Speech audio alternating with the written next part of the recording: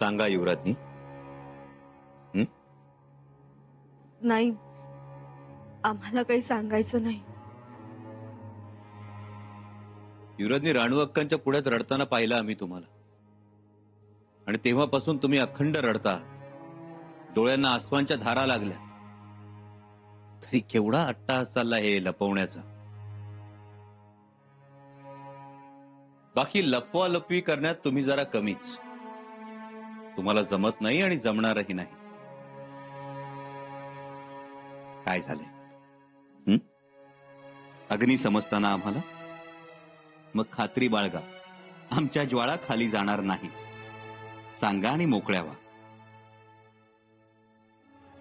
युवराज, तुम्हाला मोहिमेवर जाता येणार नाही. म्हणजे? तुम्हाला गडावर थांबण्याचा आदेश दिलाय.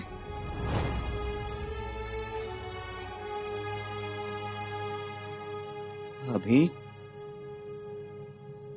मोहिमेवर जायचं नाही, गडावरच थांबणार. युवराज, आम्हाला क्षमा करा. हा आदेश आम्हाला तुम्हाला सांगावा लागतो, पण ऐकल्यापासून आम्ही खूप अस्वस्थ होतो. नाही नाही, साहेबांनी असा कसा आदेश दिला? ते येसू, तुमच्या ऐकण्यात काहीतरी गलती झाली असेल. आबासाहेबांनी सांगितलं असेल वेगळं आणि तुम्ही ऐकलंच वेगळं. युवराज, नाही, आम्ही आबासाहेबांना भेटून येतो. युवराज, आपण जाऊ नये. आबासाहेबांना खूप त्रास होईल.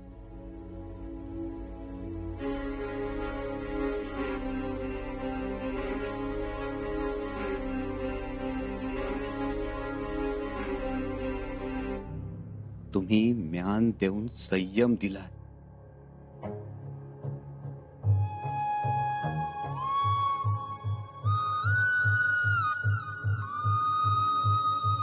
आणि आमच्या आबासाहेबांनी आमची गमशेरच म्यानबंद केली. आता आम्ही तक्रार करायची कुणाकडं आणि कुणा विरुद्ध?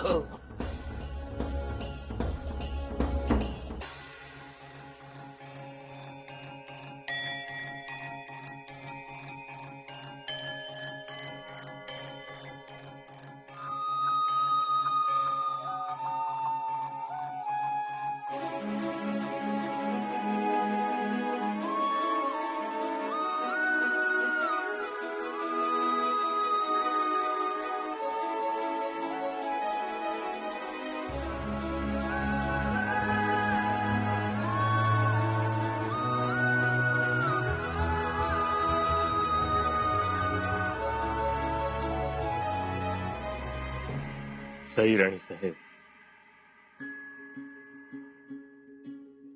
आज खूप मोठ्या पेचात सापडलो होतो मी.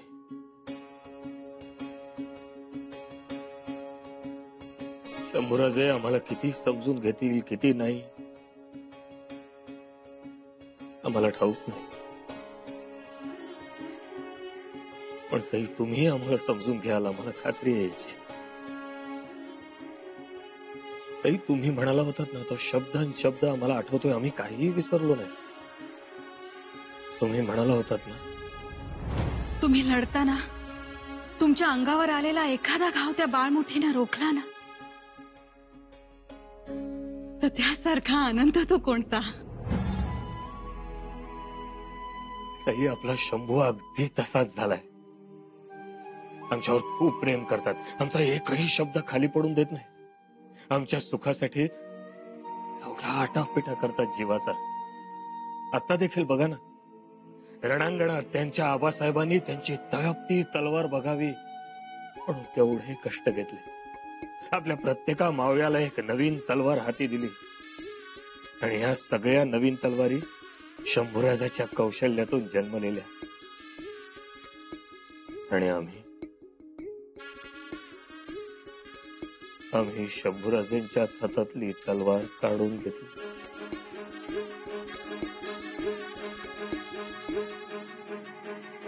शंभूराजेंना असं वाटलं असेल आम्ही त्यांच्यावर अन्याय करतोय, पण वास्तव वेगळे आहे राणीसाहेब. आज खूप मोठ्या पेचात अडकले. फौजा निघाल्या, तो कुतुबशाह आमची वाट पाहतोय. आम्ही गड उतार होणार तितक्यातच बहिर्जींनी आम्हाला अस्वस्थ करून टाकणारी खबर ऐकवली. आपल्या शंभूबाळाच्या जीवाला धोका आहे आणि आम्हाला पुन्हा विषाची परीक्षा घ्यायची नाही. ही गोष्ट जर आम्ही आताच शंभूबाळांना सांगितली तर ते गडावर थैमान घालतील, कोणाचंही ऐकणार नाही, त्यांचं रौद्र रूप धारण करतील आणि मग त्यांना अडवणं शक्य नाही. आम्ही त्यांना आघाडीवरही घेऊन गेलो असतो, पण तिथेही त्यांच्या जीवाला धोका. सई मुळात जेव्हा हे स्वराज्य उभं राहिलं, आम्ही छत्रपती झालो, तेव्हा अनेकांना ही बाब रुचली नाही.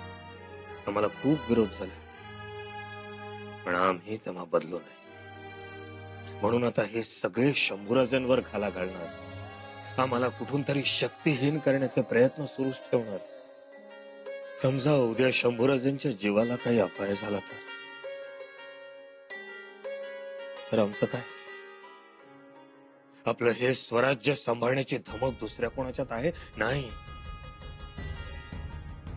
आपल्या आऊसाहेबांनी शंभूराजांना कलेत, विद्येत, शास्त्रात, शस्त्रात सगळ्यात पारंगत केलं. ते कशासाठी? पण सई, ह्या सगळ्या गोष्टी शंभूराजांना सांगण्याची ही वेळ योग्य नाही. सई, आम्हाला मान्य आहे, पूर्णपणे मान्य आहे. स्वराज्याच्या भल्यासाठी ते भरडले गेले. पण सई, खरं सांगतो, प्रत्येक वेळी आमचा पित्याचा काळीज पिळवटून निघाला. तुम्ही तरी समजून घ्या.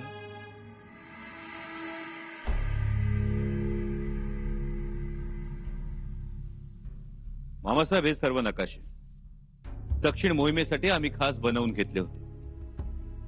स्थळ, दिशा, डोंगर, नद्या, ओढे, खिंड या सगळ्यांची इत्यंभूत माहिती आहे त्यात. आणि हा आपल्या फौजांसाठीचा बिंधोक मार्ग.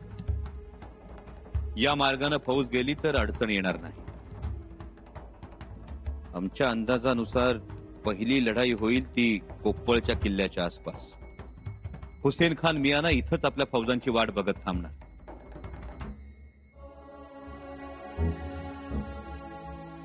हा कोप्पळच्या किल्ल्याच्या आतल्या बाजूचा नकाशा. किल्ल्याचं मर्म कशात आहे ते यावरून तुमच्या लक्षात येईल. खोपळच्या किल्ल्याचा नकाशा मिळवला का? मिळवला. आता हे सगळं तुमच्या स्वाधीन. बरेच बारकावे आहेत त्यात.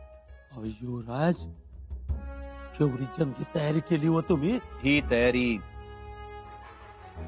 उपयोगी पडेल तुमच्या. मामासाहेब, विजयी होऊनच या. युवराज, तुमच्या या शुभेच्छा मकच्या कणसाला इंगळावर भाजल्यागत आमासनी वाटतात. खाणाऱ्याला गोड वाटतात, पण कणसाच्या जीवाच्या लाया लाया वाटतात. त्याच काय? छ्या छ्या छ्या, लई लई वाईट झालं.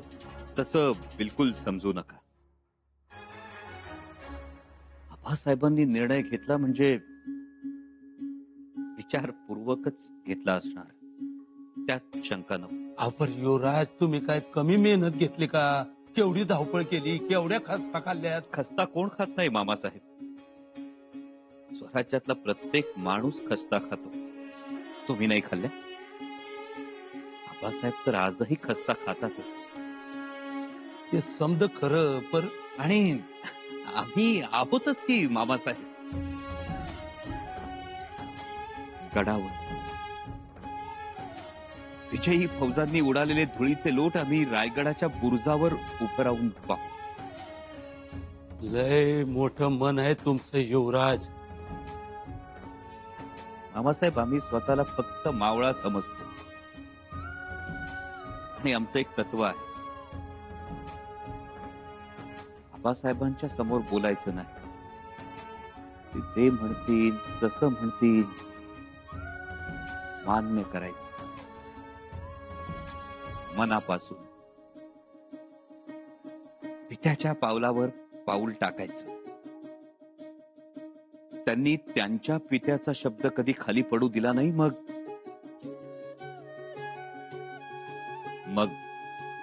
आम्ही तरी गैर का वागावं? पण हे असं झालंच का? ते आम्ही आबासाहेबांना नाही विचारू शकत. जन्मदात्याला प्रतिप्रश्न नाही, जाबचाल नाही. कारण पिता म्हणून आमचा त्यांच्यावर पूर्ण भरवसा. अमृतस्य केतू. त्यासाठी अमृताची पताका आहे ते, जी विचारानं श्रेष्ठ आहे, अजर आहे, अमर आहे. आमच्याकडे कायम प्रेमानं पाहते. आमच्या हिताचा विचार करते. एवढंच. या दक्षिणजी ताईच्या अदुगर तुम्ही या हंबीररावाला चितलत.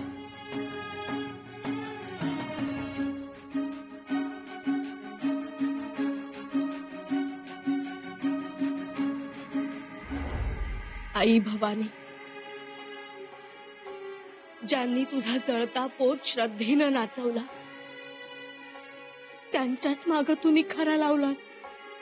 तुला दुसरं कोणीच दिसत नाही, युवराजच दिसतात. जरा सुद्धा त्यांच्यावर आनंदाचा गुलाल पडू देत नाहीस. काय करावं त्यांनी आता? कशी अवस्था झाली आहे त्यांची?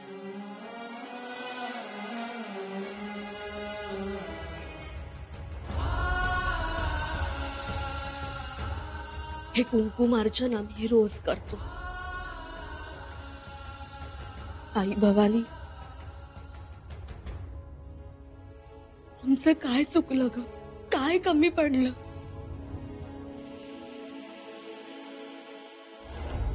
तू जगत जननी, सर्व साक्षी आहेस. तुला सगळंच ठाऊक आहे. मग आम्ही काय सांगावं? तुझ्या इच्छेशिवाय पानही हलत नाही. संकटाचा घेरा पडला तरी तो भेदून भक्ताला पार नेणारी तू. तुला सगळं कळतंय आई, मग तरीही तू शांत का बसलीयस? रणचंडी म्हणून तू त्यांच्या समशेरी स्पर्श केलास.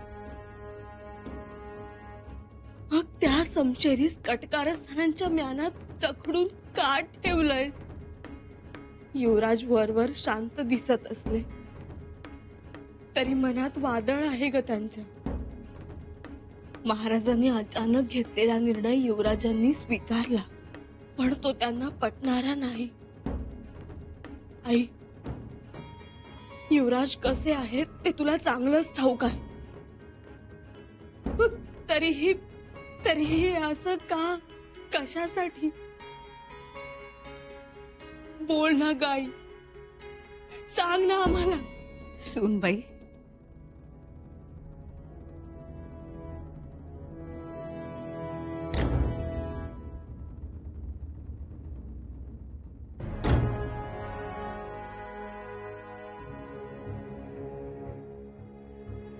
ती ऐकू न येणारे शब्द तोंडाने बोलत नाही. डोळ्याला न दिसणारी कृती करणारी असते ती. तिला सगळं दिसतं, समजतं, कळतं. सगळं नीट केल्याशिवाय ती राहणार नाही. हे स्वराज्य तिच्या कृपेने उभं राहिलंय. त्याचा सांभाळही तीच करेल. आणि हे स्वराज्य चालवणाऱ्यांना मार्गही देईल.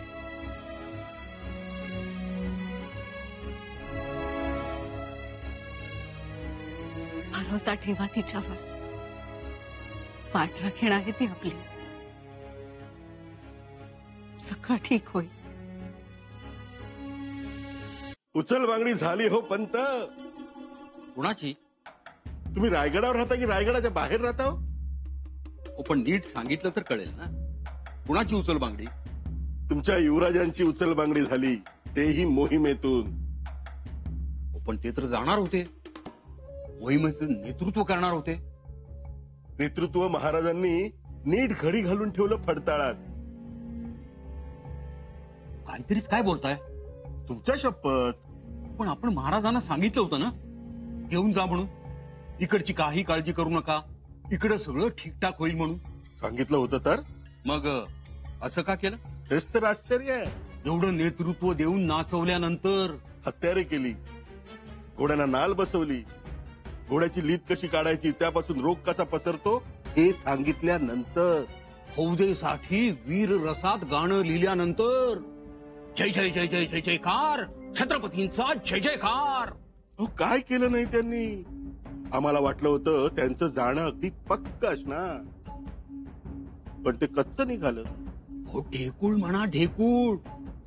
पाणी बघितल्यावर विरघळलं, तळाशी जाऊन गपगुमान बसलं. तळाशी जाऊन बसणाऱ्यातले युवराज नाहीत. बघा तुम्ही, धमाका होणार. खायचं असता तर केव्हा चाला असता. आगीशी वात लगडलीय, वात पुढं पुढं चाललीय. दारूचा स्पर्श झाला, धमाका होणार. अहो, ते ऐकणाऱ्यातले नाहीत, ते चिवट आहेत, चिकट आहेत. ते कसं आहे अनाजी पंत, मला तुमच्यासारखं खोट्या आशेवर नाही राहता येत. म्हणजे बघा, अस्सल पिवळा धमक नाग आहे, पण त्याला दातच नाही. मग कोण त्याच्या फुतकाराला घाबरणार हो. तुम्हाला वाटतं शंभूराजांची अशी अवस्था झाली आहे? नाही. अहो, 4 वाव जवळ जाण्याची कोणाची हिंमत नाही. ते दात काढू देतील?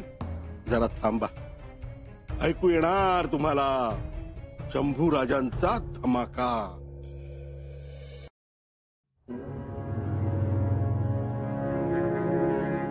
प्रत्येक वेळी आम्हालाच का द्यावी लागते झाडाझडती.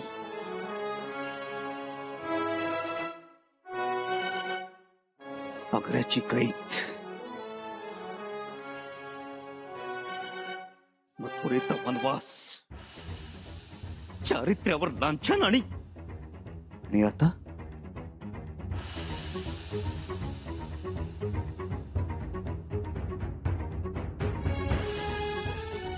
दक्षिण दिग्विजयातून सक्तीची विश्रांती.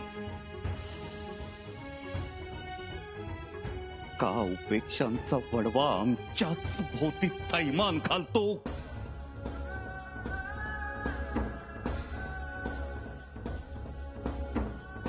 शांत व्हा युवराज, ऐका ना आमचं. शांतच आहोत आम्ही, तुम्ही थांबू नका. जा इथून. तलवारीचे हात खेळू नका युवराज, शांत व्हा.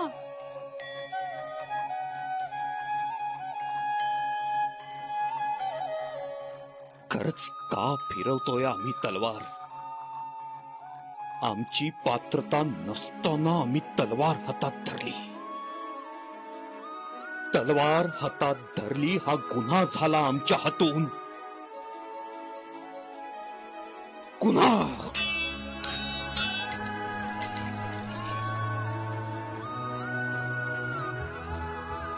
हा हात गुन्हेगार.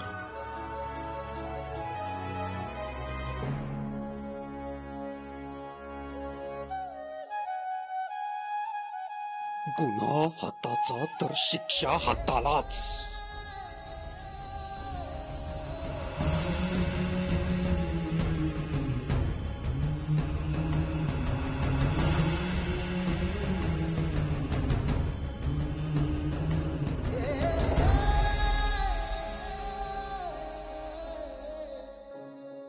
शंभूबाया, काय करता तू?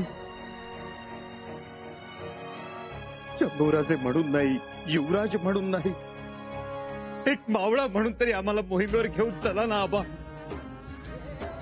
आबा, नाही म्हणू नका ना आबा. घेऊन चला ना आम्हाला, नाही म्हणू नका. वा,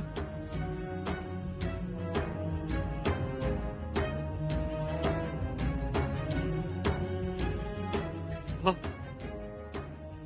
चला ना घेऊ आप्पा